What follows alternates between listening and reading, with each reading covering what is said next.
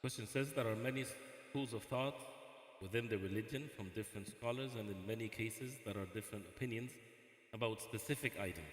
Example, interest. Some say it's okay, for instance, in home ownership, and others say that it's not okay. How do you determine the validity of which scholars are correct? Second part of the question, you heard the answer to it. The first part of the question is not really related to the second part of the question, because when we say some school of thought, this has nothing to do with the interest. Interest is haram, there's no differences of opinion in it whatsoever. And if it refers to the opinions of some that say, for example, if some would say that interest in home ownership is okay, first of all, who are those some? And it's a fitna, it's a real fitna that is people are facing. But I would briefly say something to you for us to understand. In transactions, in mu'amalat, it's very important for us to know the nature of the transaction. Right? Yes, we leave it to the scholars or you learn, but in this, the midst of the fitna, makes it easy for us to understand.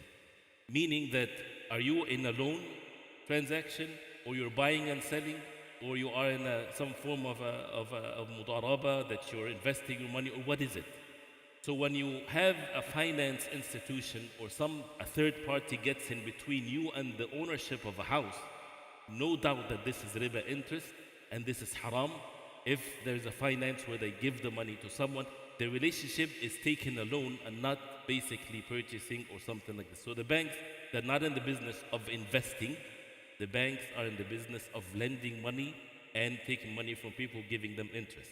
So this is not this is not a valid differences of opinions. But when it comes to the differences of school of thoughts, we also heard the answer from Sheikh Ahsan in the beginning. Valid differences of opinions versus not valid differences of opinions.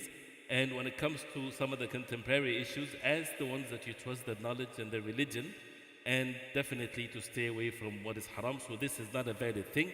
And riba, interest, usury is all haram at all levels. May Allah subhanahu wa ta'ala protect us from that.